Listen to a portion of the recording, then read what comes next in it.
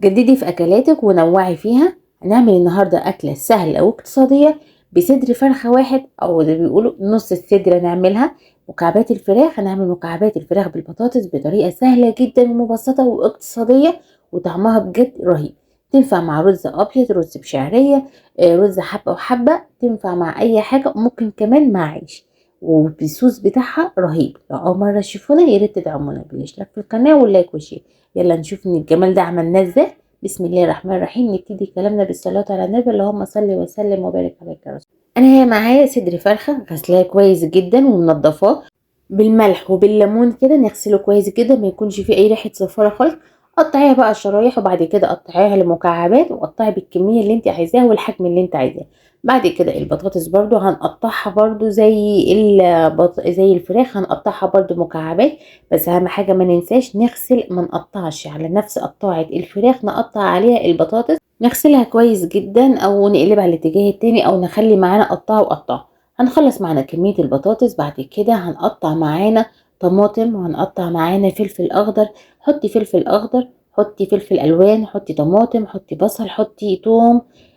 حطي اي خضار انت عايزاه. عايزه تحطي بسله، عايزه تحطي فاصوليا، تحطي جزر زي ما انت عايزه. انا هنا حاطه طماطم مكعبات، حاطه فلفل مكعبات، حاطه بصل برضو مكعبات، وحاطه توم. مقطعاهم كلهم بالحجم اللي هو المربعات دوت. وبقى ايه، هجيب صينيه عندي او بايركس او اي حاجه عندك، حطي كده معلقه سمنه من تحت.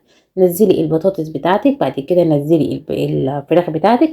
والفراخ انا بعد ما قطعتها حطيت عليها رشه فلفل اسمر، عشان ما يكونش عليها بتدي فلفل اسمر، بتدي ريحه حلوه قوي للفراخ. ونزلي الخضار بتاعك بقى زي ما انت شايفه كده. وتعالوا نحضر الصوص اللي هنحط عليه هتستوى بيه رهيب بجد. هنحط معلقتين معجون طماطم، ونحط عليها مج ميه. هنحط الملح وكمون وشطه وفلفل اسمر فقط لا غير، مش هحط حاجه تانية خالص. كمون وفلفل اسمر وملح وشطه، ومش هحط عليها اي حاجه تانية خالص. هقلب الكلام ده كله مع بعض عشان تشرب التتبيله بتاعتنا. حط عليها معلقه سمنه من فوق، ودخليها الفرن بألف هنا وصحه. عايزه تحط عليها ورق زبده من فوق وتغلفيها، تحط عليها ألمونيا ورق الفويل ده، وتدخليها الفرن زي ما انت عايزه، مش هتفرق معاك. دخليها الفرن والشاي يحمر، والف هنا وصحه عليك. طريقه سهله جدا ومبسطه واقتصاديه، وطعمها بجد رهيب. ما اقدرش اقول لكم بجد طعمها زي قد ايه رهيب، ولا الصوص بتاعها يا سلام. خطير خطير خطير. اكله سهله جدا واقتصاديه، ما بتاخدش وقت خالص. مزنوقه ومش عارفه تعملي اكل ايه، صدر فرخه، ممكن مركي كمان تقطعيه مكعبات، اي حاجه يمشي معاكي مش هيقول لا.